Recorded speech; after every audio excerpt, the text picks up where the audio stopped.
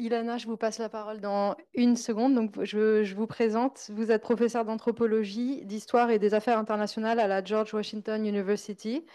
Vos recherches portent sur l'expérience palestinienne dans et hors de la Palestine historique, à travers les prismes du gouvernement, de l'humanitaire, de la police, du déplacement et de la citoyenneté.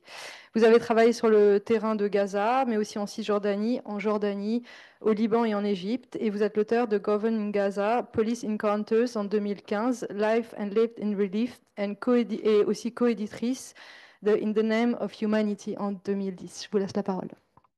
Thank you all, one for sticking with it as the day has gone long. Thank you very much for inviting me to join you today. And I think as indicated in my introduction, I'm going to be talking about work that I actually began a long, long time ago in a book that was published now a decade ago. And I will say, going back to this material to prepare for today, talking about times that were unusual but more ordinary in Gaza and under circumstances where Gaza is being decimated before our eyes, felt a little strange. But nonetheless, I think it is important to remember that Gaza is more than what's happening to it today. Not long after Egyptian authorities acquired control of Gaza as a result of the 1948 war over Palestine, Egyptian military and administrative officers met in Khan Yunis with a group of Mukhtars, to village leaders. The purpose of this meeting was to enlist the cooperation of the Mukhtars in controlling the population, particularly in keeping people from crossing the armistice line, which marked the boundary between the new Gaza Strip and the new state of Israel, and just to locate us in space. So in his opening statement, Egyptian army officer Abdallah Sharkawi laid out the situation as a simple quid pro quo. The Egyptian army, he said, came to Palestine specifically to help the people of Palestine and to defend against their enemies. In this effort, it sacrificed money and men, and it is still ready to sacrifice whatever is asked of it. This is from our side. But from your side, we ask that you help us to fulfill our mission with honor and security. The Egyptian army intends to respect that to which it has agreed in regards to armistice conditions. So according to the armistice agreement, Palestinians were supposed to remain at a distance from the armistice line. The territory abutting it was defined as a no man's land. But suggesting the Egyptian army was willing to be flexible and to take risks on behalf of the Palestinian people if it received their full cooperation, Sharkawi indicated, if we violate the letter of this condition and allow people to cross to the armistice line itself in order to help them earn a livelihood, because this is where farmland was, then we expect from the people that they will appreciate this sympathy from us and will not cross the armistice line under any circumstances. So this meeting was an early instance in the process of establishing the expansive police presence that the Egyptian administration deemed necessary in Gaza. This broad presence required the cultivation of significant public participation in policing. It also required, and was required by, a condition of suspicion. Police needed to be everywhere because they viewed everybody with suspicion, and their ability to engage the public sufficiently to let them be everywhere required making sure that this suspicion was widely shared. The work of cultivating participation and suspicion involved coercion and consent, the threat of force, and the promise of support. The people were identified as at once a source of threat and an object of protection. And the police appeared as both part of the local community and apart from it. Trust among all these parties was tenuous, but mutual reliance was nonetheless necessary. So throughout the 20 years of the Egyptian administration, ending with the 1967 Israeli occupation of Gaza, and with a short break in the middle for a short Israeli occupation, during this entire time, Egypt's rhetorical stance was as a defender of Palestinian rights, even if it did not always advance Palestinian objectives in practice. Much about this time has been remembered positively by Gazans, to the extent that they've often described it as the golden age for Gaza. This positive evaluation was in part because of the expansion of education, the creation of work opportunities, and the promotion of Gaza as a duty-free zone. But this period is also remembered positively for its security, the relative absence of crime, the assurance that criminals would be apprehended. Crime control was part of an expansive security apparatus that also constrained political action and free expression, creating something of a paradox in Gazan support for these practices. So in 1948, the Gaza Strip was a brand new space in a difficult condition and with an unknown future. Its boundaries were a product of war. Its population, the result of the massive displacement of Palestinians. So between 200 to 250,000 refugees came to Gaza and nearly overwhelmed the 80,000 natives of the area. And refugees lived everywhere, about half in the 8 refugee camps established throughout the Strip, and the remainder in its towns and villages. Whether these refugees would ever be able to return home or the dispossessed natives would ever gain access to their property was unknown, and it seemed increasingly unlikely as time went on. The desire of refugees to return home and their need for the food and goods they had left behind led many to undertake the very dangerous journey across the armistice line. So these facts were fundamental in shaping police practice and police relations. Such crossings in violation of the armistice agreement no doubt prompted the Khan Yunis meeting. So refugees were the new majority in Gaza, but the area's native population also suffered the losses of 1948. The vast majority were dispossessed of property, which lay in territory now occupied by Israel. Their homes, towns, and remaining agricultural land were crowded with displaced people from other parts of Palestine. They found themselves in the position of at the same time offering hospitality and assistance to refugees, people who were sometimes their relatives and friends with claims of kin and community, and also of being in need themselves. So stories I heard from people in Gaza about the early days after the Nakba make clear that even as hospitality was widespread and genuine, so too was hostility and worry about the long-term impact of the influx of refugees on Gazan lives. So Sharkawi's call for participation named a set of relations, obligations, and subject positions. And in so doing, and backed by the threat of coercive power, helped produce and stabilize them. He placed direct responsibility for compliance on the Mukhtars. It is your obligation to guarantee the implementation of this condition by informing us about each violator of these regulations immediately, so that he can be given the strongest punishment. And from now on, each Mukhtar will be considered responsible for any incident that occurs in his area and is required to present the perpetrator, or he will be taken himself. So immediately following this threat, he restated the call for participation in more positive terms. I await from each individual in the area where the Egyptian army is now sincere cooperation so that the army can devote itself fully to its primary mission, to protect you until your problem is solved in a manner that is to your benefit and which returns to you your rights. Sharkawi's language gestures to multiple ways of addressing Gazans as citizens, population, and security threat. It invokes the language of rights and duties that is the purview of citizens. It uses the idiom of protection, which is often a frame for managing population.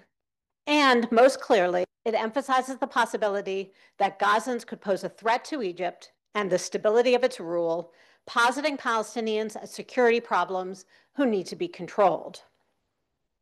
So this encounter between Egyptian security personnel and Palestinians in Gaza is one of many such events that populate the archival record. Many police events were considerably more mundane, including investigations of petty crime. Many were more evidently repressive, including the surveillance of political activity and speech. All were part of a broad security milieu that helped define governance, political action, and life possibilities in Gaza in the years after the loss of Palestine. And the archival records of the police forces of the Egyptian administration have a complicated story. They were part of a broad set of government documents seized by Israeli forces when they occupied Gaza, first in 1956 and then in 1967. And they are housed in the Israel State Archives in Jerusalem. When I encountered them in the 1990s, they were open-ish. They had never been indexed or formally declassified, and archive employees made an ad hoc decision about which of the many boxes of Egyptian records were not about sensitive security matters and therefore available to me. In the midst of my research, a decision was made to close the files pending a formal review of their classification status. Given fair warning of the impending closure, I was able to photocopy large portions of these materials. And to the best of my knowledge, they remain closed, and I have no expectation that they will be reopened. And just to give you a sense of some of the imperative, I'm going to talk a bit about the imperative for surveilling everything. Also in Israeli practices of document seizure, there is an imperative to seize everything. So amidst many files, which include documents of great interest to me, there also are files like this, which are files quite literally of trash. I would imagine actually maybe even scooped out of trash cans, which again, just to make the point that everything also involves taking what may be nothing. So the bulk of these records are from the on-the-ground work of policing, including both the surveillance operations of the security apparatus and the crime interdiction responsibilities of cops on the beat. There's some statements of policy and procedure, but the records are largely of police work in practice. So security personnel in Gaza seem to surveil everything, which also, as I just indicated, meant that this surveillance produced a lot of reports about nothing. So go back just to the map. In a typical series of reports on Nuseirat camp, police described their surveillance of known communist sympathizers. On January 4th, 1960, the persons I was asked to watch did not have any meetings yesterday. They did not meet at the barber's place as usual. I have seen some of them walking alone or talking to others not from the same group. The next day's report indicated that this is to inform you that after watching the barber shop, we observed that some people from the Communist Party visited him, but did not stay for long. The party does not yet have obvious activities. Another police officer reported, this is to inform you that the supporters of the Communist Party met at the school and then everyone returned home. Two of them walked back and forth in the street and then went to so-and-so's house where they stayed for half an hour. Then each went home. And the file continues in this vein. So the fact that the Communist Party had little activity in the Nuseirat camp was itself noteworthy for the police. So for them, this information wasn't exactly nothing. And this extensive surveillance clearly affected the population under scrutiny. Right? The thing about this kind of pervasive surveillance is that everybody knows that it's happening, but can't always pinpoint exactly when or by whom. That people knew that these files existed, but could never see them, could never know for sure which of their activities or words were recorded, without doubt contributed to their power. That people were afraid of the police seems clear, but it is equally clear that this fear did not eliminate political activity. In thinking about security in Gaza, I draw from Partha Chatterjee's consideration of the politics of the governed, so different Partha Chatterjee than you were referring to. So here I developed security society as a third category to employ alongside his two key concepts of civil society and political society. So Chatterjee argues that in post-colonial India, it is useful to think about people as being largely governed in one of two ways, as citizens in the classic sense, or as population in the Foucauldian sense. And in turn, people act politically, make claims of government in two different contexts and with two different kinds of tactics, as members of civil society using the language of rights, or as part of political society engaging in practices on the ground which change their circumstances.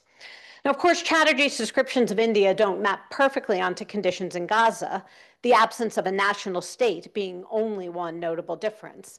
But the conceptual framework that he offers is helpful to think with, and especially so, I think, with the addition of a third, the security society. So when Gazans were governed via security, they were approached as security threats.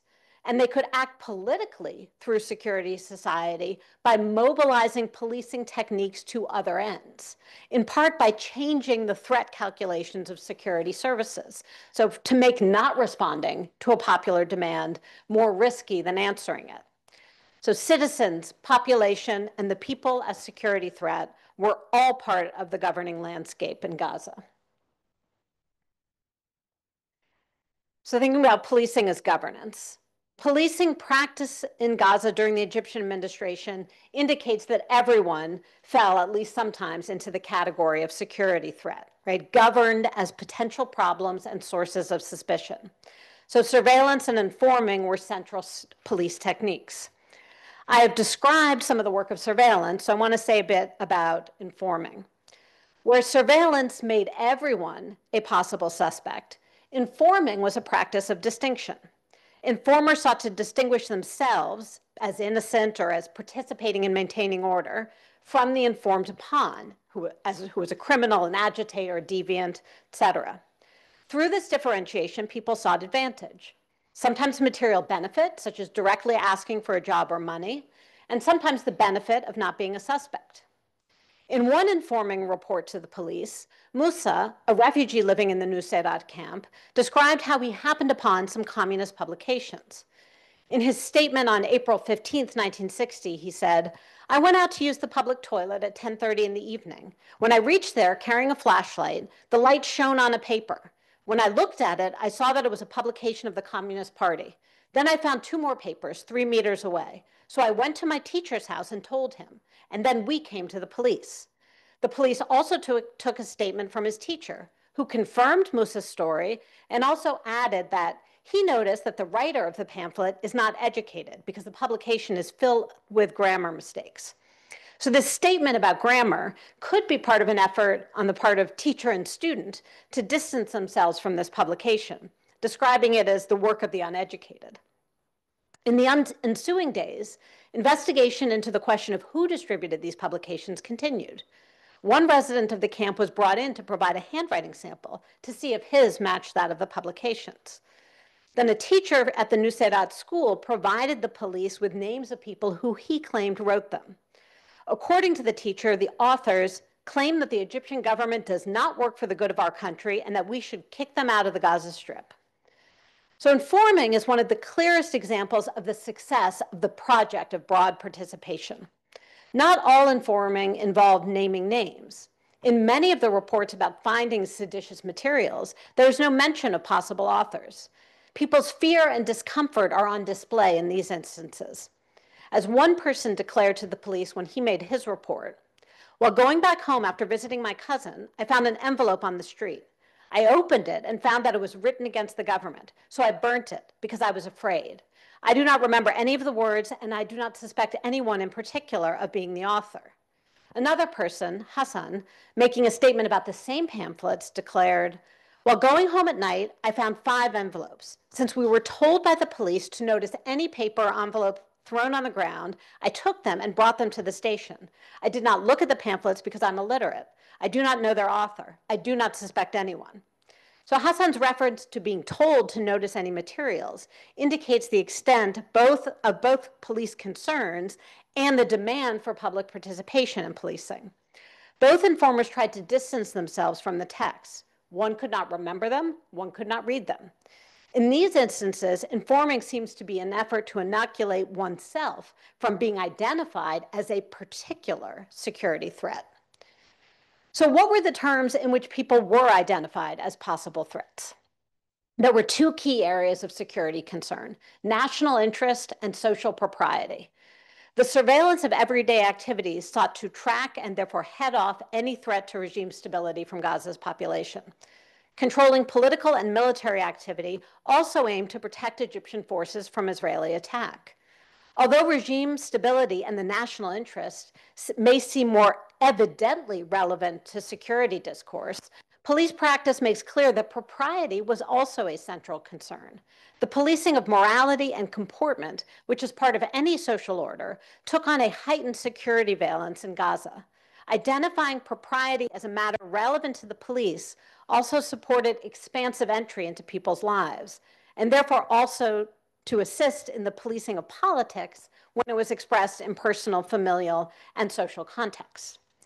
So the breadth of surveillance, the layered work of reputation making, and the range of concerns that circulated in Gaza is captured in a series of reports in 1960 about a resident of the Maghazi refugee camp in the mid area of the Strip. The first report was generated by the receipt of information that two UNEF, which is the UN peacekeeping force that came to Gaza after the 1956 occupation, so that two of these soldiers had been seen entering Ibrahim's house. When questioned, Ibrahim said they had come for dinner. He worked as a barman at the UNEF headquarters in Gaza City. A further report by a police officer indicated that Ibrahim had thrown a party for a Canadian officer because he believed the officer respected the Arab workers. This report concluded by noting that Ibrahim has good morals and a good reputation and is not now engaged in any activity to harm that reputation. A third report, though, traces his personal history and offers a somewhat less positive evaluation. In 1951, he went illegally to Egypt, where he worked with British forces in the Suez Canal zone. He returned to Gaza with a certificate from the British and began working as a cook for UNRWA, which is the UN Agency for Palestine Refugees. During the 1956 Israeli occupation, he worked as a cook for the Israeli governor of Deir al-Balah and informed on people who had weapons. He was seen going to the Israeli intelligence office frequently. After the Israeli withdrawal, he left to the Hejaz for a year and then returned to work for UNIF. A year prior, he had requested permission to own a gun, a request that was denied because of his behavior during the Israeli occupation and his poor reputation at that time. So this is a lot of entanglements. Most people in Gaza were not entangled in quite as many relationships as was Ibrahim. Though here's photos of it, not of this person I was just talking about, but somebody else who gave me photos of his time working for UNEF. And just to point out that in relations with international forces, foreigners like this was one source of suspicion. But Ibrahim's story showcases the security landscape. What people thought of him, his reputation in the community, was relevant information for the police. That he had a social connection with internationals was what brought him to the attention of the police and was definitely of interest and a possible cause for concern, as was the fact that he worked as a barman. So worries about politics and propriety come together in this observation. That he had previously crossed the border illegally made criminality a part of his profile. And his earlier work for Israeli occupation forces, especially acting as an informant for them, added treachery on top of that. So what security personnel did with all this information is not included in the documentary record that I have, as is the case with so many stories and encounters in these files. The information may have simply, as if that was a small thing, been made part of his file. Gaza's expansive security apparatus both identified suspect categories and persons and contributed to a generalized condition of uncertainty and suspicion, always creating opportunities for police involvement.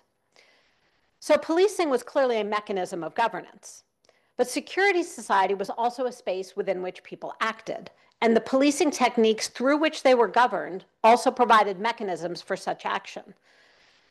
And to go back to the framework that I'm building on from Chatterjee, as a space of action, civil society is defined by associational life and rights claims.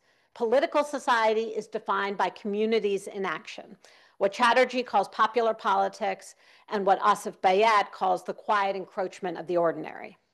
Security society is a space defined by practices of surveillance and informing, and by the forwarding of claims through expressions of suspicion. And of course, security society was a tremendously unequal space. The police had an array of coercive powers at their disposal that other people could never mobilize. Yet this inequality did not mean that the police held all the cards. When people in Gaza acted politically through security society, they did so in part by mobilizing policing techniques to other ends. And of course, this action was not just about acting against or in relation to governing authorities. Not only were people occasionally able to push back on government policies they opposed, they mobilized security techniques to shape the behavior of others in their community. In these efforts, people sometimes deployed an explicitly political language, particularly the discourse of nationalism, to suggest that others were involved in corruption or betrayal. Even more frequently, though, or so it seems from the sources I have, they use the notion of propriety, and especially gendered propriety, to assert control over public space, private behavior, and social practices. Political mobilization for the nation and social mobilization for proper behavior in the community were often linked. Sometimes efforts directed at other people were not successful, as in cases of false informing. So you have instances where people would send a letter to the CID office accusing people of smuggling, asking that they be investigated. And sometimes these accusations lead to nothing. But there were other times when these efforts were more effective. And such cases often include people involving the police in responding to family quarrels. Other efforts at behavior control were more public. In 1960, a local newspaper published an article complaining about violent and sexual films in Gaza's cinemas, saying that they were introducing the youth of Gaza to strange matters which were dangerous for morals. The article reminded the cinema owners that when they had opened the theaters, they had claimed to do so to contribute to the national battle, and asked, have you forgotten this promise? Or were these just words? The article produced an immediate response, with the head of the security forces asked to come to an understanding with the cinema owners that they cease showing these movies which had such a negative impact on morals. These owners, administration officials suggested, should take responsibility as citizens. In this instance, the police and the press spoke in a similar language of moral exhortation, reminding the cinema owners of their duties to both public decency and national community. In the case of independent political organizing and expression, the police and public were in a more adversarial relation. A clear aim of police practice was to contain such activity, and the widespread surveillance of political talk and organizing was effective in making most, but never all, people afraid to engage in politics, and especially to be afraid to be members of banned organizations like the Communist Party and the Muslim Brotherhood. There were occasions when people protested and demonstrated, sometimes on matters of national import. There was large demonstrations against a proposed resettlement of refugees and demands to be able to fight for Palestine, and sometimes on more local bread and butter issues. So Egyptian capacity to wholly constrain the public landscape was limited. One local protest, this case in 1964, involved a conflict over the appointment of Khan Yunis's mayor. Although the problem was in its origin a struggle between two families for power in the area, so a member of the Al-Astal family was appointed mayor and the Al-Farah family complained. As it developed, the terms of people's claims became more explicitly political. Administration authorities had made the appointment, and it was to its offices that complaints were addressed. Both sides mobilized supporters to send telegrams to the governor general. One such telegram saying, elections are the only thing that people accept. We refuse the appointment of Al-Astal. Members of both families went to the area governor's office and to the CID office. And according to a police report to the CID director, rumors in the Khan Yunis area were that a member of the Al-Farah family had cursed the Khan Yunis governor when he was told to leave the office. And he said to the governor, you leave. This office is our office. This country is our country, and you are leaving it. So the next phase in the sequence of protests was the posting of signs around town protesting the appointment of Al-Astal and insisting that elections are the realization of democracy. The remaining documents in the file report on the discovery and interrogation of people responsible for the signs. The actual writer was a high school student who was asked to do so by other members of the family. And everybody eventually confessed their involvement. The matter was turned over to the Director of Interior, and the people got a warning. So this protest is interesting in several respects. It shows how a struggle over power and influence among Gazans could express itself as a political claim against the administration. It indicates the availability of a vocabulary of citizenship and representativeness, even representative democracy, in the landscape of protest. It suggests that nationalism or nativism was sometimes deployed against Egyptian authority. Remember, this country is our country. The fact that nobody was arrested, despite this very direct challenge to authorities, further indicates the careful calibration that such protests required. The influence of powerful families in Gaza may have been a specific inhibiting factor in this case, but in all cases where Gazans made demands for public and political expression and for freedom of action and organizing, the administration had to find a way to contain the threat posed by those demands while also appearing responsive to them. So the policing of Gaza under Egyptian rule, the policing of Egypt under Nasser and after, and the policing of much of the rest of the world indicates a security imperative to collect and retain, even if not always to parse, vast quantities of information. In Gaza, this collection relied primarily on the low-tech deployment of large numbers of personnel and the engagement of a wide sector of the population. Governments, of course, now increasingly rely on higher tech modes of information gathering, but the imperative remains the same. The dynamics of policing and security work in Gaza show that increased surveillance is not simply a matter of security personnel imposing themselves on people and intruding into their lives, though it is surely that, but also people inviting the police into these lives and sometimes seeking an expanded security presence. So when we seek to understand an increasingly global security society, we have to account for these features of policing dynamics. And yet, the control, invited and imposed, exercised by security systems does not have to be the end of the story. We can perhaps refuse the categories of suspicion that often make us willing and sometimes even eager to participate in these systems. We can try to find other means of building collectivity and pursuing politics. So the lives of people around the world, in whatever country we live in, are shaped in this nexus of possibility and constraint. Thank you very much. Puisque j'ai le privilège d'organiser cette journée, j'ai le privilège de changer mon titre. Donc, ma communication va porter sur le transfert du community policing au Liban et s'appuie sur un terrain mené à Beyrouth entre 2015 et 2018, à la fois sur une longue enquête ethnographique menée au sein du commissariat de Ras Beyrouth, qui est le premier poste libanais réformé conformément au community policing, et sur une série d'entretiens réalisés auprès de différents acteurs impliqués dans l'importation de ce modèle, des interlocuteurs travaillant dans le secteur de la réforme et des représentants des FSI, donc de la police, des forces de sécurité intérieure, aussi bien à la retraite qu'en exercice. Donc mon propos aujourd'hui s'appuie sur les conclusions de ces différents terrains qui ont été publiés dans différentes revues, dans la revue Les études du série, dans Déviance et Société en 2020. Je laisse donc de côté toutes mes réflexions sur la police des foules, l'encadrement policier des manifestations, aussi bien celles de 2015 que de 2019, où dans les deux cas, on a pu voir la place centrale de la police du Parlement, qui est une unité de police qui, tout en étant attachée d'un point de vue organisationnel au FSI, ne répond pas au chef de la police de Beyrouth, mais répond directement au président du Parlement, Nabi Berri, qui est donc aussi le chef du mouvement Amal. Donc, juste ce simple exemple permet de souligner la fragmentation des forces de police au Liban et ses effets sur la répression. J'y reviendrai dans un instant. À travers cette communication, je souhaite aussi bien souligner la fragilité des modèles de police entre hard policing, soft policing, et engager également une réflexion critique de certains paradigmes théoriques tels que l'État failli ou encore l'État divisé, sur lesquels précisément s'appuient ces modèles de police.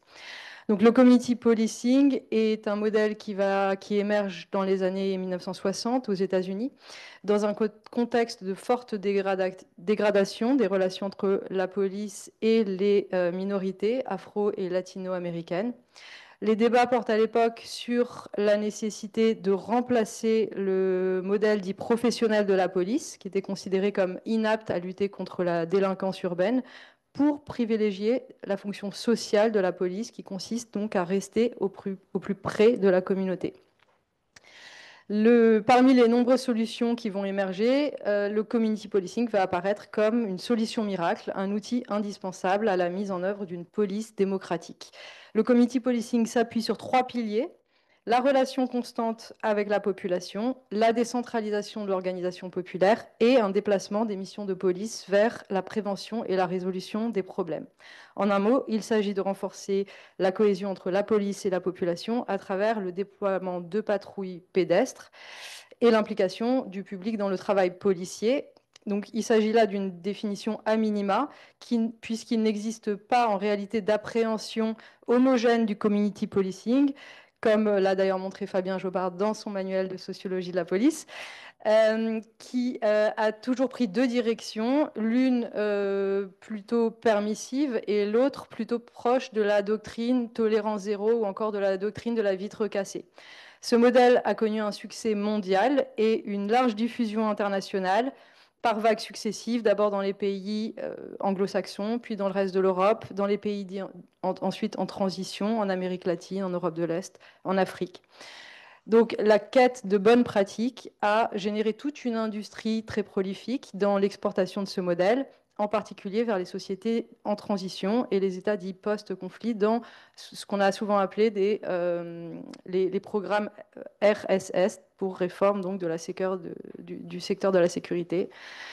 Ce sont donc non seulement les praticiens, mais aussi les chercheurs qui considèrent que le community policing peut effectivement contribuer à instaurer une police démocratique. Et de ce point de vue-là, il n'est donc pas surprenant que ce modèle soit devenu un véritable culte, considéré comme le moteur de la promotion de la démocratie, même si effectivement d'autres chercheurs ont remis en cause l'efficacité de ce modèle, mettant notamment en exergue l'absence de corrélation entre le déploiement des patrouilles pédestres et la baisse de la criminalité. Pour eux, ce modèle ne serait en réalité qu'une simple rhétorique, un simple discours de légitimation de l'institution policière. Mais ce qui intéresse évidemment les sociologues dans le community policing, c'est moins de mesurer l'efficacité, de réfléchir à si le modèle fonctionne ou non, mais c'est plutôt de penser sa circulation. Les sociologues des transferts dans le champ des politiques criminelles ont bien montré comment les institutions politiques d'un pays se tournent de plus en plus vers les systèmes de justice pénale d'autres pays pour trouver des innovations politiques. Donc les questions qu'ils posent, ce n'est pas de savoir si le modèle a bien été accepté, mais plutôt comment il s'est vu transformé, réinterprété en fonction des spécificités du pays d'accueil. Qui sont les acteurs engagés dans ce processus? Quelles sont les continuités, les discontinuités historiques dans le processus de transfert de politique publique, notamment de la police? Pour terminer ce bref état de l'art, les travaux consacrés au transfert de community policing dans les pays dits en développement ont souvent dénoncé la dimension néocoloniale de ces réformes qui sont captées par d'anciens policiers occidentaux pour passer leurs vacances dans les pays au soleil, dans les pays du Sud. D'autres travaux ont mis au jour effectivement les effets pervers de ce modèle qui était utilisé le plus souvent pour réprimer les oppositions politiques, comme au Mozambique, au Kenya, avec une pénétration au sein des communautés qui fait que le community policing est un moyen d'acquérir des renseignements susceptibles d'être utilisés par la suite contre les oppositions à l'État. Sur le Liban, on a très peu de travaux académiques, excepté ceux de Francesco Mazzola, qui n'a malheureusement pas pu se joindre aujourd'hui, qui, dans le propos introductif de son article publié dans Mediterranean Politics, invite à poursuivre les travaux sur le Liban, puisqu'il considère le Liban d'abord comme un point central de la réforme internationale des polices, mais aussi comme un site d'expérimentation finalement dans la fabrication mondiale du maintien de l'ordre. Pour Mazzola, plutôt qu'une révolution démocratique, le community policing témoigne d'une volonté de préserver le partage consociatif d'un régime qui a avant tout pour fonction de servir les intérêts politiques et économiques étroits d'un petit nombre d'élites issues des 18 confessions. Pardon. Au Liban, donc, peut-être qu'on peut montrer le premier organigramme de la police, toutes les institutions sont organisées autour d'une répartition confessionnelle, y compris donc les forces de sécurité, puisque chacune de ces forces est attribuée à une communauté particulière. Le chef de l'armée est chrétien, celui des FSI est sunnite, celui de la Sûreté générale, la Sûreté de l'État, chiite. Et donc ici, on a l'organigramme des FSI, où on voit qu'il y a 10 unités, donc ce sont les grises, plus le directeur général qui a lui-même une unité. Chacune de ces 10 unités compose donc l'institution policière, et chacune est attribuée à une confession différente. Donc le chef de la police judiciaire, vous l'avez là au milieu, est toujours druze, le chef de l'académie toujours chrétien, celui de la police de Beyrouth toujours sunnite, etc. On peut peut-être passer à l'organigramme suivant, qui est l'organigramme de la police de Beyrouth cette fois, qui est composé de 13 commissariats répartis en 3 zones, avec chacune dans ces zones qui sont confiées à des généraux de confessions différentes. La zone 1 de Beyrouth est toujours allouée à un druze, la zone 2 qui est à l'est de Beyrouth à un chiite, et la zone 3 toujours allouée à un général chrétien. Et évidemment, on ne va pas faire ça à l'échelle de chaque commissariat, mais ces mécanismes de distribution et de répartition confessionnelle sont également à l'œuvre au sein de chaque commissariat, où on tente le plus possible de répartir les fonctions des uns et des autres en fonction de cette répartition confessionnelle. Donc, on peut effectivement se poser la question à savoir dans quelle mesure cette répartition confessionnelle impacte-t-elle sur le policing. Peut-être commencer déjà par souligner un impact au moins sur les perceptions, puisque l'attribution du poste du directeur général des FSI à un sunnite fait que la police est largement considérée comme, dans les perceptions, j'entends, une institution détournée en faveur de non seulement de la communauté sunnite, mais surtout du 14 mars, puisque le nom du directeur général est le plus souvent imposé par le courant du futur, donc celui de Rafik Hariri, qui est donc le principal parti de ce courant du 14 mars. Pour rappel, le 14 mars, c'est donc l'alliance qui est née en réaction à l'assassinat de l'ancien Premier ministre Rafik Hariri et qui s'oppose à celle du 8 mars, qui rassemble plusieurs mouvements proches de l'ancien régime syrien, et notamment le Hezbollah. Donc cette perception d'un biais des FSI en faveur des sunnites et du 14 mars, elle est aussi accentuée par le fait qu'au sein de la police, vous avez un département d'information, donc grosso modo les renseignements de la police, le Charbet Marloumat, qui est également accusé de privilégier les sunnites au moment du recrutement et qui est également financé en partie par l'Arabie saoudite, ce qui accentue ce biais. Et enfin, souligner peut-être également le fait que les puissances extérieures aussi participent à alimenter ces perceptions, puisque, par exemple, à l'été 2006, au moment de la guerre opposant Israël au Hezbollah, les Américains avaient considéré que les services de renseignement de l'armée étaient intimement liés au Hezbollah, et ceux des FSI, finalement un bastion loyal au courant du futur. Donc mon enquête ethnographique dans le quartier de Ras Beyrouth invalide, vous l'avez compris, cette image d'une police partisane, puisque à l'œuvre du terrain ethnographique et microsociologique, le poids de ces affiliations partisanes et communautaires s'efface le plus souvent au profit d'autres facteurs qui vont dépasser ces facteurs confessionnels et communautaires. J'y reviendrai dans mon dernier point. Avant cela, donc, je commencerai par montrer que si le community policing est certes porteur d'un flou originel, ce brouillage entre hard policing et soft policing est en fait au Liban révélateur de concurrence entre différents acteurs locaux et internationaux en concurrence. Et je montrerai ensuite qu'il existe tout de même une convergence entre tous ces acteurs en conflit, celle du community policing comme moyen de lutter contre le terrorisme, et que cette norme internationale de l'antiterrorisme est elle-même porteuse d'hybridité, mêlant à la fois pacification et contre-insurrection. Pour commencer, les multiples interprétations du community policing. Bon, alors en 2 mots, contrairement à d'autres pays donc post-conflit, il faut d'abord dire que la réforme de la police au Liban ne date pas de 1990, mais bien de 2005, donc du départ des troupes syriennes du Liban. C'est le départ de l'armée syrienne du pays qui va inaugurer une prise en compte de la police, ouvrir les FSI au grand marché de la réforme. Les États-Unis, l'Union européenne vont investir des sommes faramineuses pour réformer l'institution policière sur le plan de la formation, de l'équipement, des exigences de démocratisation. Les objectifs, c'est donc donner davantage de prérogatives à la police en termes de maintien de l'ordre intérieur, qui était longtemps confisqué par l'armée, et corriger l'image négative de cette institution auprès de la population. Le projet pilote de Ras Beyrouth, qui est donc ce premier commissariat réformé conformément au community policing, a été donc appréhendé comme une solution face à la crise de légitimité de la police. On voit d'ailleurs que le choix de ce commissariat dans le quartier ouest, donc dans un le commissariat qui a été choisi, que vous voyez là en photo sur la gauche, ça c'est la façade, on va dire, heureuse, qui est la façade sur la rue Bliss, qui invite les Libanais à entrer dans ce commissariat qui change de nom et qui s'appelle Facile et Tras Beyrouth. Mais le commissariat de la police judiciaire qui s'appelait Hbesh est toujours resté là. Et il est en fait sur la partie, dans la petite rue qui remonte à gauche, mais c'est toujours le même bâtiment. Sauf que la porte de commissariat de Hbesh, vous ne la voyez pas sur cette photo.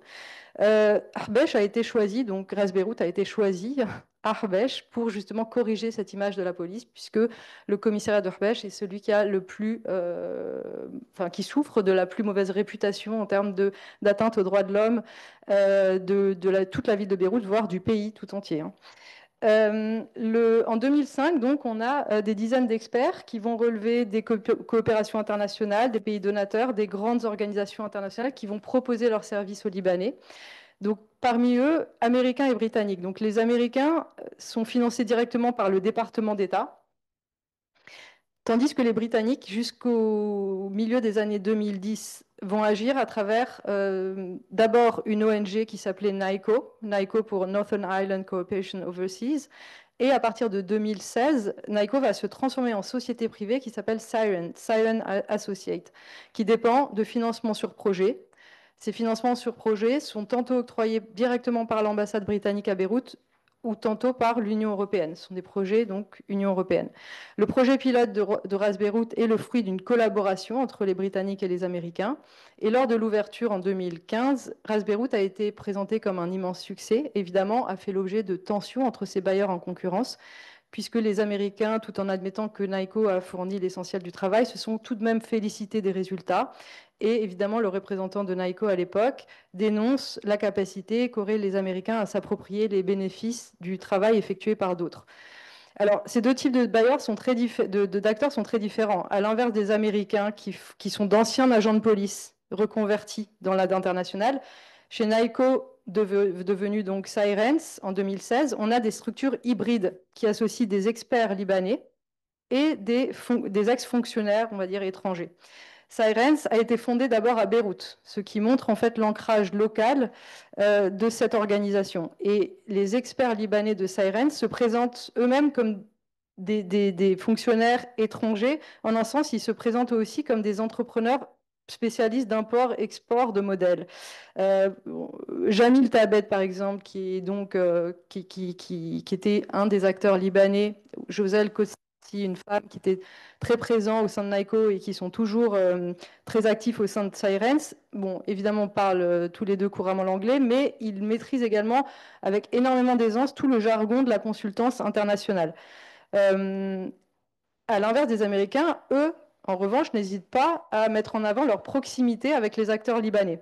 Ils considèrent que l'amélioration des capacités de la police ne peut pas se faire à la place des FSI et que la réforme doit être menée avec les acteurs libanais. Ils insistent donc sur l'établissement de collaboration en revendiquant une approche client-centered, donc au service de la communauté, et reprennent d'ailleurs souvent ce vieux poncif consistant à dire de développementaliste que en fait ça ne sert à rien de leur donner du poisson aux Libanais, il faut leur apprendre à aller le pêcher eux-mêmes.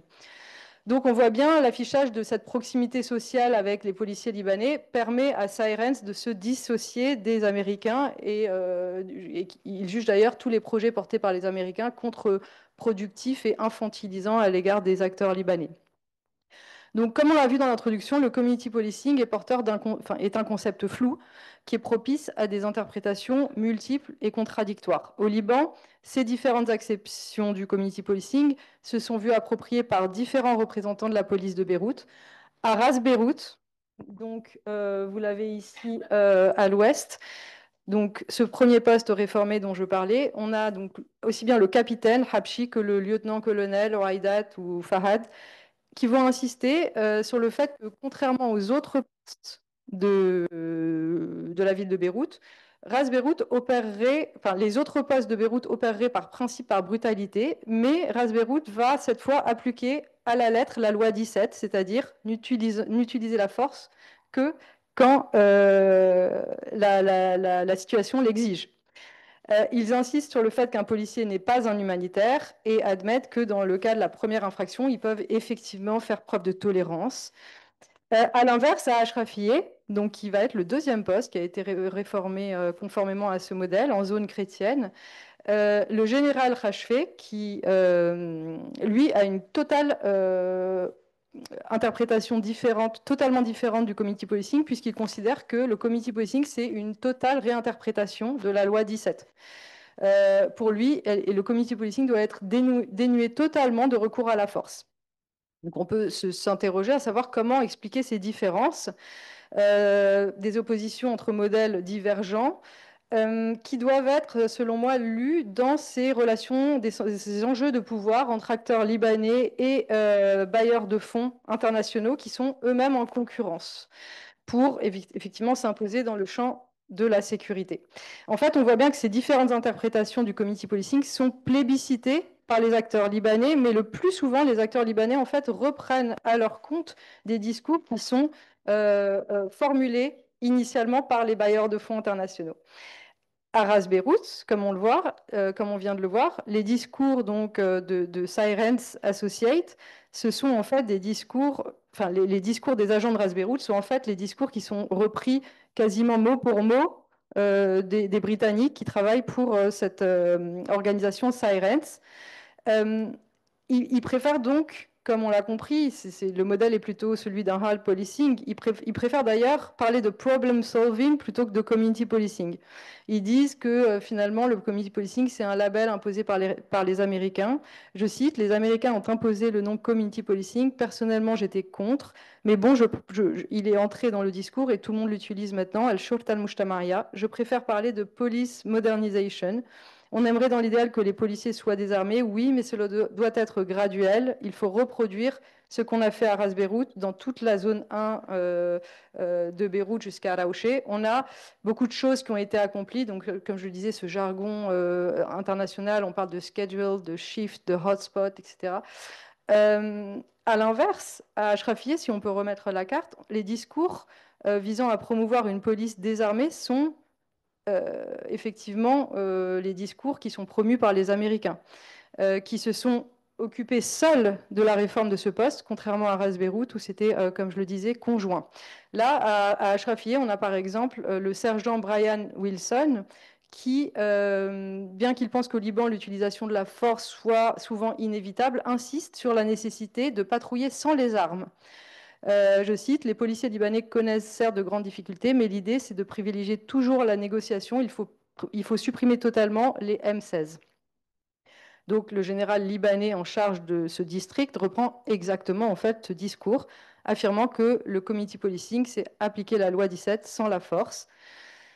Voilà, donc ce qu'on peut noter, c'est que l'analyse en fait de ces coalitions d'acteurs internationaux et nationaux autour explique les différentes appropriations et interprétations du community policing, mais elle ne s'oppose pas au phénomène de convergence. Et ce qu'on voit bien entre ces différents acteurs, c'est que au-delà des modèles prétendument antagonistes que chacun prétend incarner, en fait, les Américains et les Britanniques vont converger vers cette compréhension du community policing comme un moyen de lutter contre la radicalisation islamiste. La ville de Tripoli, bon alors je n'ai pas de carte, mais vous l'avez en tête, au nord, alors elle illustre parfaitement cette convergence. Les Américains projettent de s'implanter dans le quartier de Bab Tabaneh, qui est connu pour abriter des militants sunnites qui, entre 2011 et 2014, se sont affrontés aux militants pro-Assad des quartiers de Jabal Morsen. Siren Associates, toujours à Tripoli, entend s'implanter dans le quartier d'affaires du Sérail. Donc, ce qu'on peut dire aussi, c'est que ce phénomène de convergence n'annule en rien la concurrence. Dans les discours, c'est toujours des tentatives de délégitimation qui prédominent. D'après un représentant de Sirens, je cite, il paraît qu'ils veulent faire Bab el-Tabaneh, mais franchement, ça veut dire quoi faire Bab el-Tabaneh? Ils détruisent tout. Nous, on respecte le No Harms Policy. Tu sais ce que c'est? Ça veut dire qu'on fait attention, que notre programme n'ait pas de conséquences négatives sur la société. Donc à l'inverse des Américains qui, selon les dires de Sirens, choisiraient les lieux d'intervention en fonction d'un simple affichage, les Britanniques, eux, mèneraient de nombreuses enquêtes, cartographieraient l'ensemble des acteurs politico-religieux de la ville, etc., pour justement identifier les besoins réels de la ville.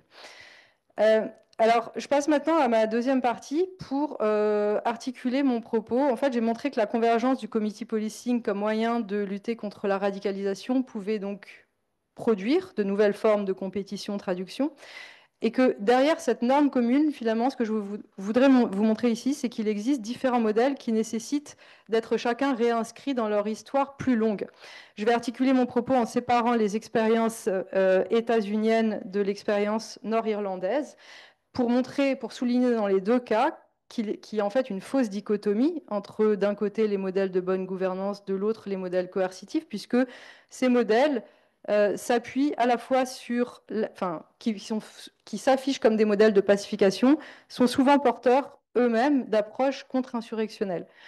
Donc, si l'on s'intéresse à la généalogie du community policing au Liban, on s'aperçoit que la toute première initiative du département d'État américain avait coïncidé avec une insurrection d'un groupe Takfiri dans le camp de réfugiés de Nahar el-Bared en 2007.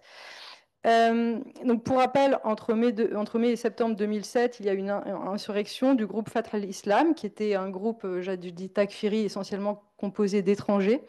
Une insurrection qui a mené l'armée à intervenir. Et c'est d'ailleurs cette insurrection dans ce camp précisément qui est souvent présentée dans la littérature comme la première victoire contre le terrorisme global. Et elle a conduit à la destruction totale du camp. Donc c'est dans ce contexte précisément que le community policing apparaît pour la première fois au Liban. À l'initiative donc du gouvernement libanais qui avait réuni les pays donateurs à Vienne en 2008. Et le département d'État américain va, à partir de ce moment-là, fournir le soutien matériel destiné d'abord à l'entraînement des policiers libanais au community policing destiné au camp, mais aussi s'occuper de la construction d'un nouveau poste de police au sein du camp. Les missions des Américains a donc été de former les FSI à la police de proximité, corriger l'image de la police. L'objectif était que ce modèle amène à plus juste aussi répartition des tâches entre les FSI et l'armée. Ce qu'il faut retenir, c'est que si originellement le community policing propose donc, comme je le disais, de renforcer les relations entre police et citoyens ou la population, les prémices de l'importation de ce modèle concernent directement des populations qui ne disposent pas de la citoyenneté libanaise et qui n'ont d'ailleurs aucun droit civil. En deux mots, les travaux qui ont porté sur le community policing dans le camp de Nahar el-Bared ont montré, quasiment tous, donc il y a un consensus là-dessus, que l'annonce a été faite sans concertation avec les comités de sécurité populaires, qui sont pourtant des acteurs clés de maintien de l'ordre dans le camp, que les Palestiniens sont toujours perçus comme complices du groupe Fatah al-Islam, que la présence de la police avait finalement alimenté la crainte des habitants qui s'inquiétaient du fait que la police serait beaucoup plus susceptible que les soldats d'appliquer les lois qui leur interdisaient de travailler, de posséder des biens, et enfin que le poste de police construit par les États-Unis, in fine, ait alimenté l'idée que la police de proximité et la présence des FSI faisaient partie d'un complot international contre le camp. Donc Nahar el-Bared témoigne bien de cette imbrication des thèmes de bonne gouvernance et de guerre contre le terrorisme. Et depuis les attentats du 11 septembre 2001, on a toute une série de publications à but programmatique qui est venue justifier l'efficacité des stratégies qui associent community policing et prévention de la radicalisation islamiste. Donc l'enchevêtrement du community policing et de la contre-insurrection doit, comme je l'ai dit, être davantage historicisé bien en amont du 11 septembre 2001, puisque durant la guerre froide, les praticiens de la sécurité aux États-Unis avaient identifié l'engagement communautaire comme un terrain clé des interventions de sécurité visant à contrer la présence d'acteurs non étatiques armés, ceux qui contestent à la fois l'autorité de l'État à l'extérieur qu'à l'intérieur du pays. Ces praticiens de la sécurité considéraient que la militarisation pure et simple n'était pas efficace et privilégiaient donc les approches policières dites plus douces, axées principalement sur les relations avec la communauté. Comme le montre donc Müller, je crois que je les cite, Steinke, le local a été redécouvert à cette époque comme le terrain sur lequel les insurgés pouvaient être vaincus.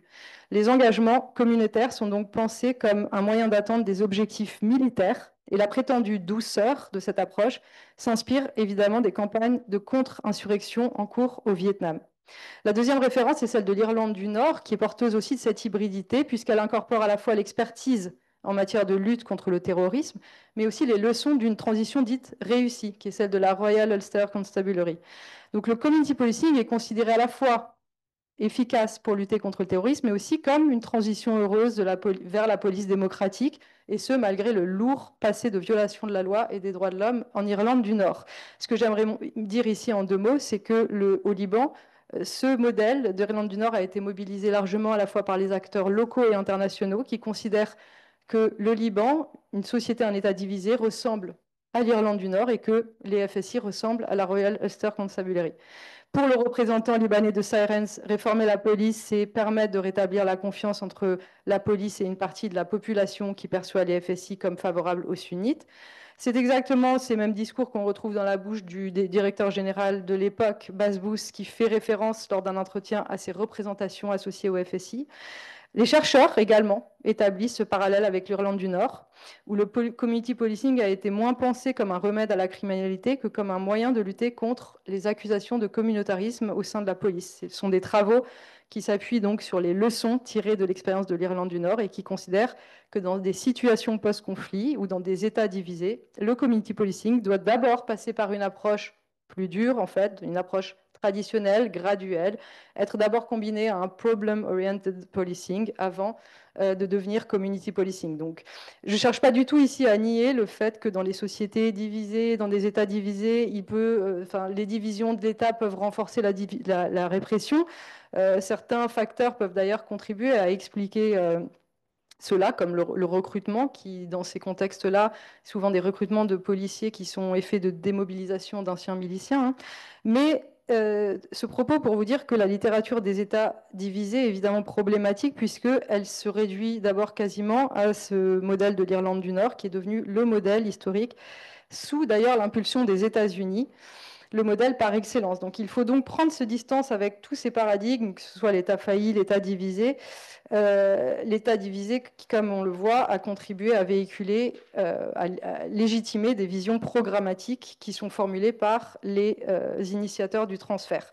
Dernier point qui est lié à l'Irlande du Nord, c'est que l'Irlande du Nord n'est pas uniquement théorique, elle est également pratique. Les policiers qui circulent sur la corniche sont formés en Irlande du Nord, mais également, et on en parlait tout à l'heure, de la circulation des agents, des experts, de ces experts policiers, puisque tous les experts qui travaillent pour l'agence Sirens, experts internationaux, j'entends, sont liés à l'Irlande du Nord. On a Alan Macroon, qui est irlandais, nord-irlandais, qui possède 30 ans d'expérience dans la police au sein de la Royal Ulster Constabulary, qui est un ancien commandant responsable du maintien de l'ordre à Belfast, qui a fait sa carrière depuis sa retraite dans des cabinets de conseil.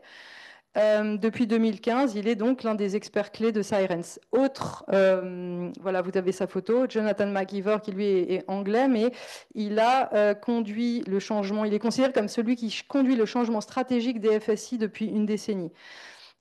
Il a travaillé pour la Royal Ulster Constabulary, il a passé 10 ans en Irlande du Nord. Ensuite, et ce qui est intéressant, c'est qu'il a été envoyé en 2004 en Palestine, chargé par le gouvernement britannique d'établir et de diriger le premier bureau de coordination de l'Union européenne pour le soutien de la police palestinienne. Également donc chargé de mettre en œuvre la police de proximité en Palestine. Là où c'est intéressant, c'est qu'évidemment ces circulations au sein de toute la région, elles rappellent, et comme on l'avait vu le panel précédent, des fortes continuités historiques avec les mandats britanniques en Mésopotamie, en Palestine, comme le montrent donc les travaux à la fois de Alex, Lucas, mais aussi Georgina Sinclair, enfin toute cette série de travaux. Georgina Sinclair, d'ailleurs, donne l'exemple très parlant de Tegart qui était au Bengale, en fait, et qui, après le Bengale, a été envoyé directement en Palestine pour faire des recommandations à l'inspecteur général de la police palestinienne sur le terrorisme. Tegart et tous ses conseillers ont préconisé à l'époque des tactiques anti-insurrectionnelles pour la police et l'armée qui s'inspiraient celles adoptées en Irlande du Nord pendant la guerre d'indépendance. Dernier point, j'ai 3 minutes pour conclure avec une dernière partie qui souhaite vous parler en 2 mots de l'apport de la méthode ethnographique. puisqu'il me semble que pour savoir évidemment ce qu'est la police, il faut d'abord savoir ce que fait la police. Et c'est précisément cette démarche de suivre les policiers durant les patrouilles qui permet de révéler un certain nombre de pratiques et évidemment monter en généralité, construire une analyse. C'est d'autant plus le cas de terrains qui sont menés sur le temps long, et c'est là où je voudrais insister sur mon terrain qui s'est fait finalement en presque un an, en 3 étapes, qui a été découpé donc entre l'été 2015 et la fin de l'année 2016, début de l'année 2016, mais une fragmentation de l'enquête qui a permis de mettre en exergue finalement la mise en échec de ce modèle à Ras Beirout. Sans cette fragmentation et cette enquête sur le temps long, ce n'aurait évidemment pas été possible. Et la hiérarchie policière est d'ailleurs tout à fait consciente de ce danger des patrouilles et de ce danger de laisser le chercheur suivre les policiers durant les patrouilles. Et donc les agents du commissariat avaient évidemment tous l'ordre de proscrire en notre présence d'abord toute participation aux manifestations ou à la répression des manifestations et à la dégradation des conditions de travail.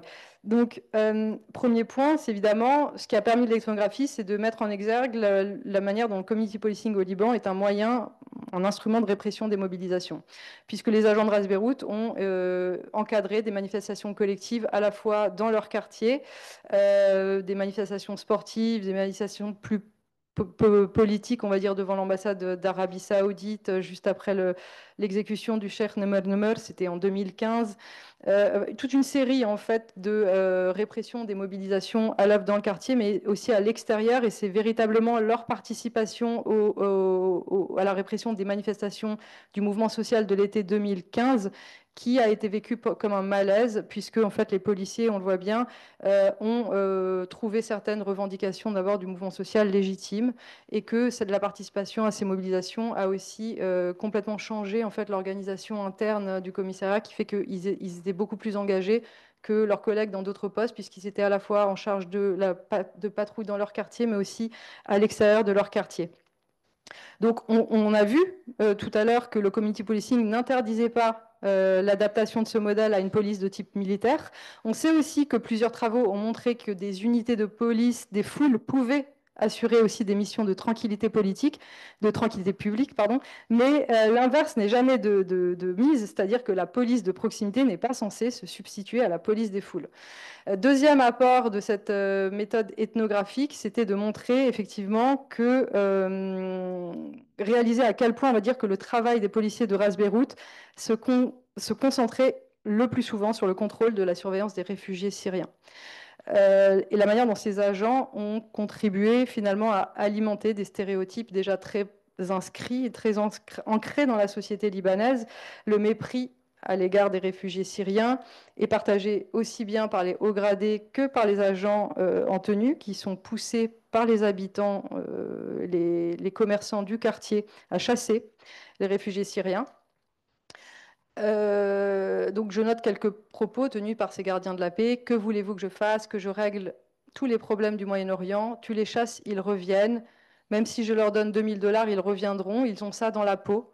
Ou encore, je ne sais pas comment ils font. Dès qu'il y a affluence, ils sont là. Ils ont le baromètre dans la peau. J'ai également été témoin de scènes où la population locale a pu demander la clémence de la police à l'égard des réfugiés syriens interpellés. Mais on voit bien que même lorsque la communauté donc intervient pour demander la clémence, cela n'est pas pris en compte. Et on voit bien au final que ce sont toujours les notions préconçues ou institutionnalisées de la criminalité qui l'ont emporté. Il faut évidemment lire le traitement infligé aux réfugiés syriens dans une continuité historique avec les réfugiés palestiniens. Et c'est d'ailleurs ce qu'a conduit Francesco Mazzola, que je citais tout à l'heure, à mettre en perspective dans son article ces deux expériences du community policing au Liban, à Nahar el-Bared en 2008 et à Ras Beirout en 2015, en montrant que malgré les variations temporelles et spatiales, le community policing reflète des interventions policières visant avant tout les réfugiés, considérés comme une menace pour l'équilibre confessionnel et la pérennité du système consociatif au Liban. En reproduisant des identités confessionnelles et communautaires, le community policing renforce donc ce système consociatif, qualifié par certains chercheurs d'autoritarisme confessionnel, puisqu'il crée de nouvelles perspectives de maintien de l'ordre. y compris dans des zones où l'État est limité. Donc Mazzola utilise dans son texte le terme de limited statehood, où le maintien de l'ordre est coproduit par des acteurs non étatiques. Je termine le dernier rapport de cette enquête ethnographique, c'est d'avoir mis en relief la marginalité du facteur confessionnel et communautaire, et finalement désamorcer l'idée que les FSI fonctionnent dans l'intérêt des sunnites ou du 14 mars. D'abord, dans ce quartier de Ras Beirut précisément, on a beaucoup de résidences d'hommes politiques, y compris le palais de la famille Hariri. Et ce que j'ai appris grâce aux patrouilles, c'est que même pour protéger le palais des Hariri, les Hariri font appel à leurs propres forces, donc ne font eux non plus pas confiance au FSI. C'était un manque de confiance à l'égard des forces gouvernementales qui est partagé par le courant du futur. L'autre élément qui a été révélé donc, par ce terrain ethnographique, c'est évidemment la trajectoire biographique des acteurs, puisque à Ras Beirut, les capitaines et les lieutenants sont toujours quasiment exclusivement maronites et même originaires du même village. Ce qui fait que ce commissariat est finalement apparu beaucoup plus comme un commissariat qui fonctionne dans l'intérêt des maronites plutôt que des sunnites. L'enquête donc contextualisée a permis de révéler toutes ces disparités locales au niveau du maintien de l'ordre et d'éviter donc de tomber dans l'écueil d'une simplification de la nature des conflits. Enfin, l'analyse ethnographique a permis de montrer que les pratiques policières étaient toujours dépendantes du contexte et du type d'acteurs impliqués. Par exemple, si à Ras Beirut, les policiers du commissariat de Ras Beirut sont en conflit avec quelqu'un qui est lié de près ou de loin avec le courant du futur, ils feront appel à une autre force, le plus souvent l'armée, pour résoudre ce conflit, puisqu'ils sont dans l'incapacité de rester dans un face-à-face avec cette force-là. À l'inverse, d'autres conflits qui peuvent apparaître avec des forces politiques dans le quartier, comme le PSNS, donc le Parti social national syrien, ils peuvent faire appel à une unité de police comme les renseignements de la police, qui, eux, peuvent imposer leur autorité. Donc on voit bien comment, à chaque fois, la question de quelle unité de police va intervenir pour régler quel problème, ça, c'est pas le cas uniquement à Ras Beirut, mais c'est valable pour tout le Liban. Il n'y a pas d'automatisme organisationnel, mais plutôt des arrangements au coup par coup en fonction de la nature du problème. Donc, est-ce que les divisions de l'État favorisent le recours à la force physique? Je n'ai pas du tout de prétention à répondre à cette question entièrement, mais ce qu'on remarque, c'est qu'effectivement, plus le terrain est micro-sociologique, plus les facteurs institutionnels, pourtant privilégiés par la littérature, s'effacent au profit d'autres facteurs, le mode opératoire de la police, les abus de pouvoir, les pratiques clientélistes, des dysfonctionnements donc qui restent a priori étrangers aux divisions et aux divisions structurelles de l'État. Je vous remercie. Je travaille donc au CESDIP, qui est le Centre de recherche sociologique sur le droit et les institutions pénales. Donc je travaille sur essentiellement des questions de justice pénale et de police. Et Leïla m'a confié l'honneur de dire quelques mots de conclusion ou d'élargissement de tout ce qui a été dit au cours de cette très fructueuse journée, parce que j'ai pris énormément de notes sur des espaces et des thèmes que j'ignorais. Il y a vraiment énormément de choses à retenir de cette journée et je ne peux que formuler le vœu qu'elle soit un moment. Mais je vais me permettre de poser une ou deux questions, peut-être d'abord à Ilana sur son exposé. Je peux la poser en anglais. I can ask my questions in English if you want. Okay. You want an answer. I do. Um, my first question is about the Egyptian police in the Gaza Strip. How many were there, and did was this police a uniformed police? And in to what extent were police officers in Gaza seen as a foreign police or as a transitional local police force waiting for a better or for another time to come? was not that much clear for me. So if you could make a point on that. Second question would be about fear of the police. So you insisted on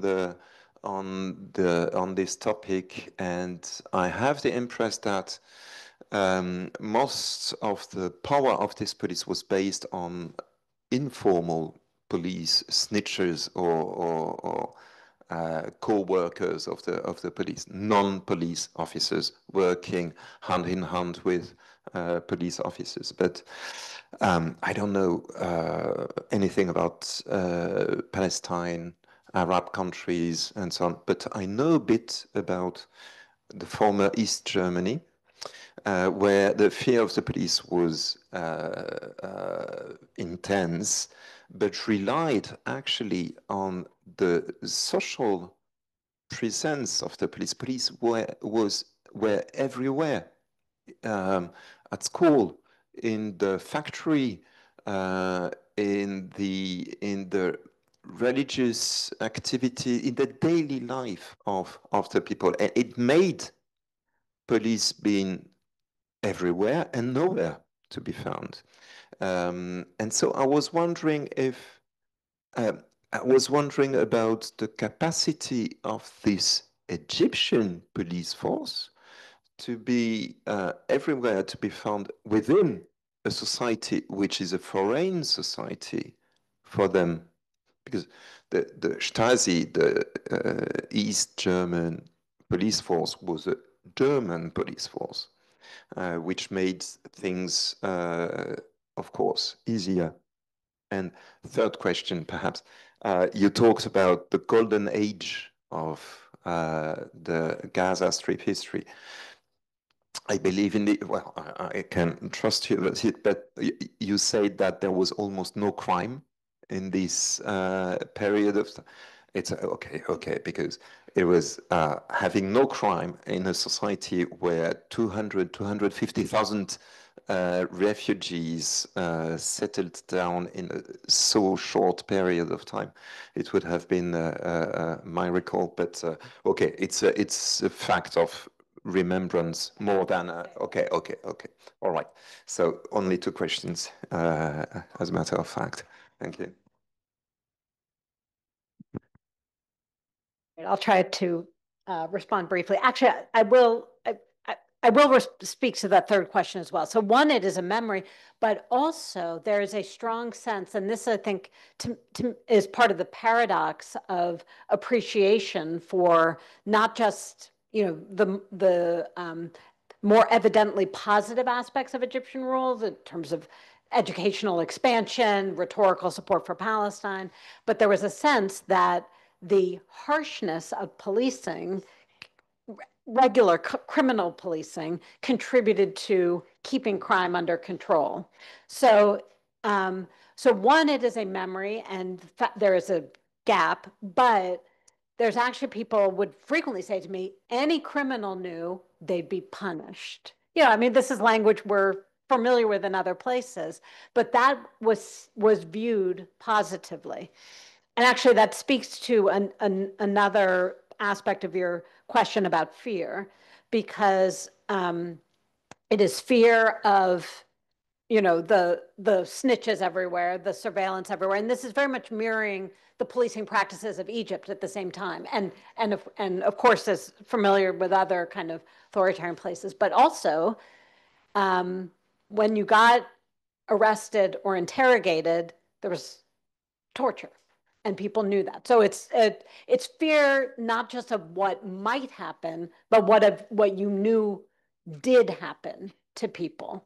And for both political activity, which was the most got the most harsh response, but also sometimes for criminal activity. And again, this is familiar. But actually, to speak to the bigger question, and I don't have numbers, but I think and this I realize I didn't say it all. So these are quite important questions that I should have said. So this is an Egyptian administration using Gazan personnel. Palestinian personnel. So in the civil service, in the government offices, and in much of the police force. Now, there were Egyptian commanders of security operations, including for the very few periods where Egypt did permit Palestinians to engage in militant activity against Israel. There were Egyptian commanders of those forces. But the bulk of the personnel were Palestinians. So to the question, how could people be everywhere and nowhere? And your description of, dynamics in East Germany is exactly the kind of things that you would have here. And the reports are there in the archives. Reports about what was being said in the mosques, report about what teachers were doing in the classroom, reports about, even more nothing than the nothing stuff that I described, like where people are just like, I was posted on this corner and these are the things I saw. And there's nothing in this report that you can imagine would be of any interest. And I imagine part of the purpose of that report is to say, I was doing my job, right? Let I'm doing my job. So there's a blurred line. Of course, there are police in uniform, right? Very visible and present, but there's a very blurred line between police and policing. I mean, this is back to many things that have been said over the course of the day.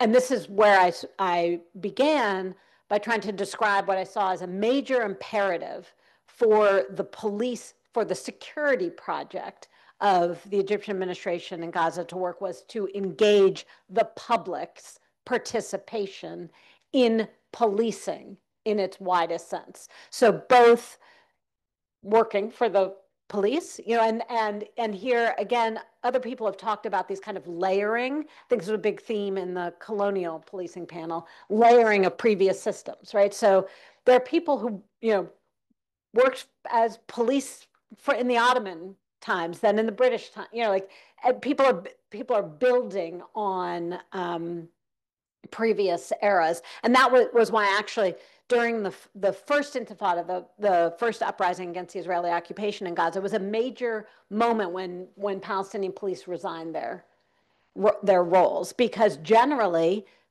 people the work of government is different than the regime, right? And it kind of of course it is used by all the regimes, but it kind of continues on.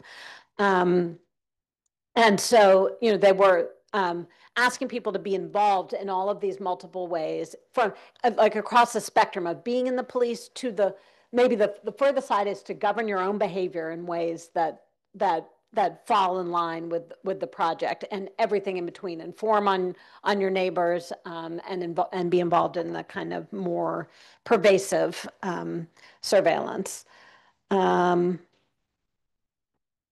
And I think that's it. I'll just say one, and sort of roundaboutly address the question of foreignness, but I think this was actually a tension that was kind of built into the Egyptian administration from the beginning, because it's Arab, not foreign the way either the British or the Israelis are, but not Palestinian. And so I mean, in the mechanisms of Egyptian rule, this was part of what I talk about in another book, is like the tactics of rule. One of the things that Egypt sort of did to not ever resolve, because it's an irresolvable question, is this a legitimate governing body here? But to push that question from being at the center of people's consideration is to say, we're here for you.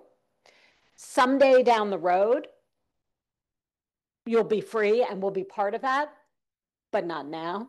And to the extent that kind of deferral of a promise could be accepted by people, it was effective. Not always, right? And we see, even in what I was talking about today, these moments where people are saying, actually, you are foreign. Actually, you're not us. And actually, maybe you're not working on our behalf. But that was not the dominant experience or in this time, and that I think was partly because of repression, partly because of the effectiveness of a technique of saying later, and partly also because of the kind of what I talk about was like sort of the distraction. Like, that's not what's at stake here. What's at stake for you is not the question of, is this government legitimate? What's at stake for you is, will a criminal be captured if they try to rob you? And that is also very effective. And distracting things. Merci beaucoup. Donc, je passe à mon deuxième rôle de cette fin de journée, qui consiste à dire quelques mots de conclusion ou à, ouvrir des perspectives pour des réflexions ultérieures. Je voudrais revenir à ce qu'a dit Leïla en début de journée. Les sociologues de la police ne s'intéressent pas au monde arabe et musulman. Et je voudrais dire que c'est complètement faux parce que il se trouve que j'ai publié une bande dessinée aux éditions Delcourt qui s'appelle Global Police. Et dans cette bande dessinée, on trouve 6 pages sur la police à Khartoum. Alors évidemment, je les ai pas inventées, je les ai pas dessinées non plus, ces pages, rassurez-vous. Mais je les ai pas inventées. Elles viennent d'une thèse de sciences politiques soutenue il y a peu de temps, enfin oui, il y a peu de temps, en 2021, 2022, 2020, je sais plus, par Lucie Revilla. Comparaison des patrouilles de police à Lagos au Nigeria et à Khartoum au Soudan. Et c'est assez formidable, hein, ce que je voulais mettre en évidence dans ce passage-là, c'était qu'effectivement, il existe une police, au sens où on entend, nous, hein, une police d'intervention avec des fonctionnaires en uniforme qui obéissent à un gouvernement central. Et ça, c'est the police force. Et puis, si on passe, alors cette intervention dans un quartier va faire des dégâts. En fait, ils vont blesser une personne importante du quartier qui n'était pas l'objet de l'intervention. Et on sent que cette police est un peu vue comme une force étrangère au quartier. Et donc, étant étrangère au quartier, elle est quand même un peu étrangère tout court, vue comme en fait une garde prétorienne du gouvernement soudanais. Et donc, le chef de la police vient présenter des excuses et des offres de réparation pour cette mauvaise action. Et on voit ensuite des patrouilles beaucoup plus informelles dans ce nouveau quartier de Khartoum, qui mêlent des considérations de tranquillité publique, d'ordre public et de morale publique.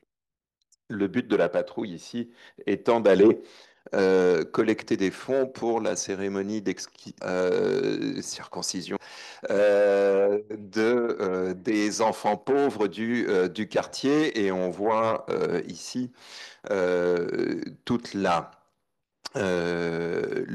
les ambiguïtés, dans le fond, sur, non pas cette fois-ci, l'institution police, mais sur ce qu'est le policing, pour reprendre le terme sur lequel tu as ouvert cette journée. Voilà ce qu'il en est effectivement des sciences sociales et de la police dans le monde arabe, mais tu as raison. C'est très curieux, mais les mondes arabes et musulmans sont très peu objets de réflexion de la part des collègues qui travaillent sur Police and Policing. Euh, à la différence de l'Amérique latine, hein, avec une littérature dominée sur la lutte contre les cartels et le rôle des polices dans les transitions démocratiques. Les polices sur le continent africain subsaharien, beaucoup plus étudiées. Les polices dans les mondes arabes le sont beaucoup moins. En tout cas, ce que j'ai entendu aujourd'hui rappelle quand même beaucoup de choses de ce que l'on connaît d'abord de l'histoire de la police en Europe, avec toute cette ambiguïté sur le mot police, l'institution policière et l'activité policière. Il y a eu un débat ce matin suite à l'intervention d'Eugénie qui était tout à fait intéressante, et on se souvient également, donc avec un débat sur le mot shurta. Ce mot apparaît dès le 8e siècle. Est-ce que l'activité que le mot est censé décrire est la même que celle d'aujourd'hui? Est-ce que l'on peut se permettre de dire police pour des temps médiévaux, comme on dit police pour les temps actuels? On a la même difficulté en Europe lorsque l'on voit des traités de bonne police au XVIe siècle et surtout au XVIIe siècle en Europe. S'agit-il de traités qui concernent l'institution policière ou même les pratiques policières telles qu'on les connaît aujourd'hui? La particularité peut-être de l'Europe du XVIIe siècle, XVIIIe siècle, à une époque où circulent ces mémoires policiers de pays en pays, hein, où tout un corps de policiers, on dirait aujourd'hui de hauts fonctionnaires de police en Europe, gravite autour de ces mémoires. Ce que désigne la police, police à l'époque, c'est rien d'autre que la bonne administration. Police dans le langage européen du XVIIe siècle, du XVIIIe siècle, et notamment Polizei, Z-E-Y, hein, die gute Polizei, c'est la bonne administration avec un projet eudémonique qui porte ce terme-là, c'est-à-dire l'administration qui va contribuer au bonheur des gens. Gens étant vraiment le terme qu'il faut prendre en son sens propre. La police s'occupe des gens, l'État s'occupe de ses propres affaires, c'est-à-dire d'abord des affaires du roi et des affaires internationales. Et au XVIIe, XVIIIe siècle, on voit se développer une administration et une pensée de l'administration pour les gens, pour la bonne marche de la société, d'où l'importance de la police des marchés qu'on a un petit peu évoquée, la police des poids et des mesures, parce que dans le fond, à cette bonne administration est adossé un projet de théorie économique sur le développement d'un marché.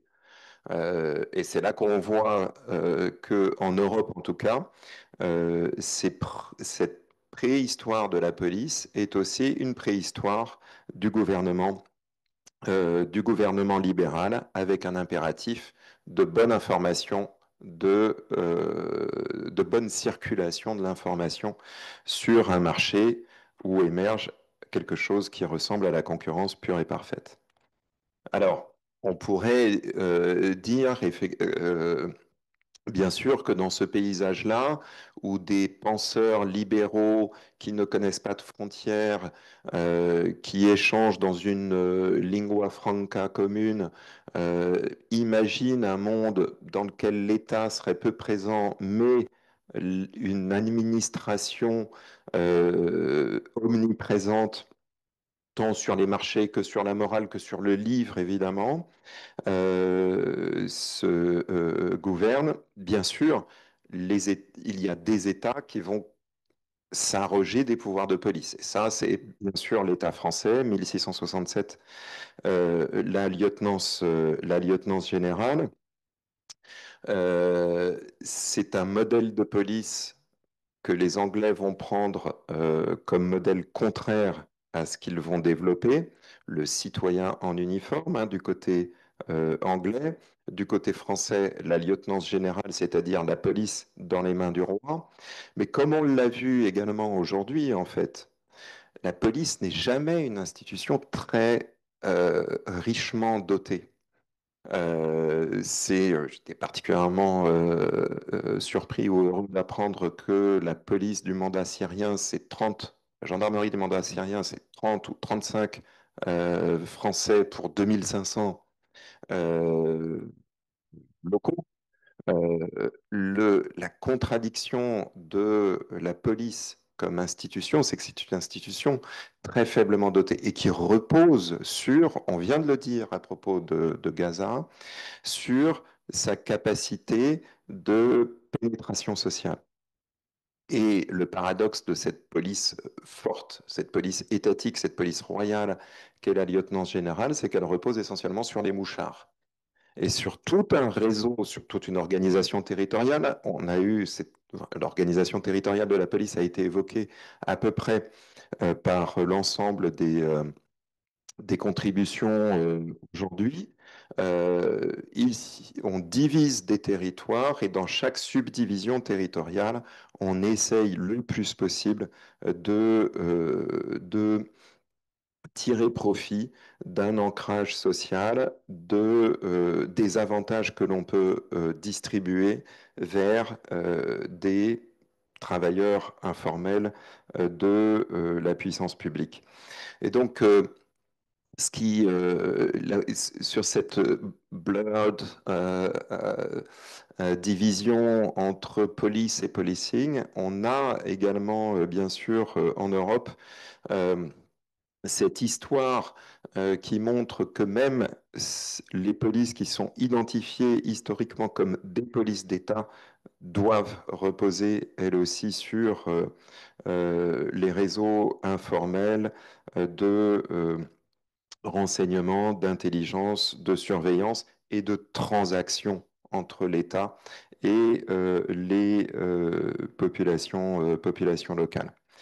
Euh, un autre point qui mérite d'être mentionné ici, c'est que dans le fond, la journée illustre bien la distance qu'il y a entre euh, étudier les polices et penser en termes weberiens, penser avec Max Weber la notion de monopole de la violence physique légitime. Cette notion-là a été évoquée une seule fois aujourd'hui, n'a été évoquée qu'une seule fois aujourd'hui. Je rappelle qu'il y a une cinquantaine d'années, quand on a commencé à s'intéresser à la police dans la formation de l'État, c'est un article de David Bailey, qui est d'ailleurs, David Bailey qui est très actif dans le champ de la réforme des polices. Donc un article de David Bailey dans un ouvrage collectif de Charles Tilly, The Formation of Western States, quelque chose comme ça, je me souviens plus bien. Et David Bailey pose une égalité entre monopole de la violence physique légitime et police. Or, ce qu'on a vu aujourd'hui, c'est que euh, personne ne dispose de quelque monopole que ce soit.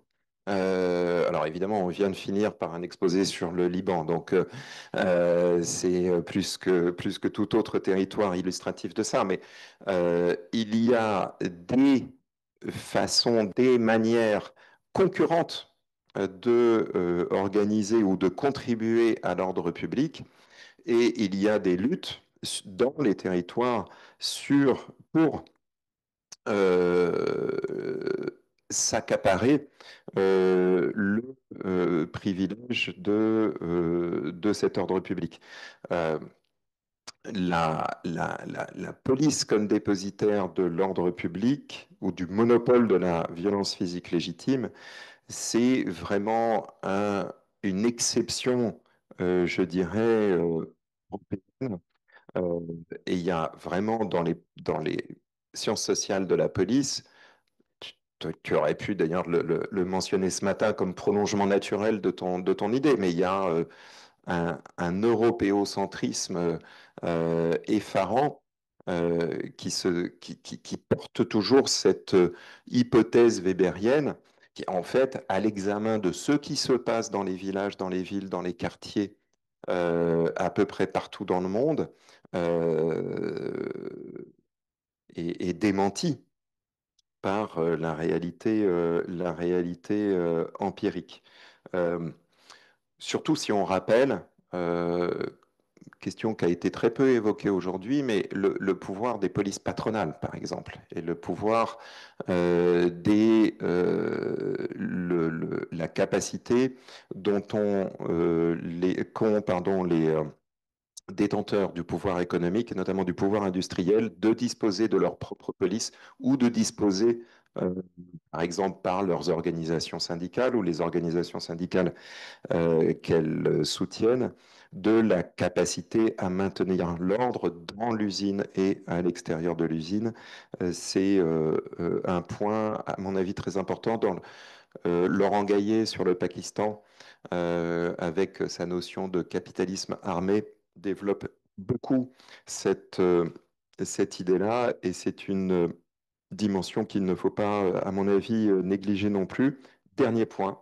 Euh, Dernier point, ce qu'on voit et ce que j'ai entendu aussi dans beaucoup de contributions, c'est que ce qu'on vient d'entendre d'ailleurs sur Gaza, c'est que les polices sont les polices en uniforme, donc les polices comme institution d'un État ou d'une administration, ont été un formidable outil de vecteur du droit comme moyen comme outil de pacification ou de résolution ou de médiation entre des parties en conflit. Et ça, on le voit de manière très forte au cours du 19e siècle en Europe. On l'a vu aussi on l'a entendu en tout cas au travers de beaucoup de contributions aujourd'hui. Je pense par exemple à la contribution sur l'espace ottoman. Euh, les polices ont été des outils d'habitualisation du droit, c'est-à-dire de vecteurs du droit comme moyen de régulation des sociétés. Et c'est un point qui, à mon avis, euh, mériterait mérite d'être mis en avant lorsqu'on évoque la question policière dans tout un ensemble de contextes historiques ou sociaux. Voilà donc quelques réflexions ici que je pouvais formuler à l'issue de cette journée, en tout cas très, très riche. Très éclairante et je te remercie à nouveau, Leïla, pour son organisation. À mon avis, c'est une journée qui pourra marquer, en tout cas dans notre petit espace francophone, en matière d'histoire et de sociologie de la police. Merci beaucoup.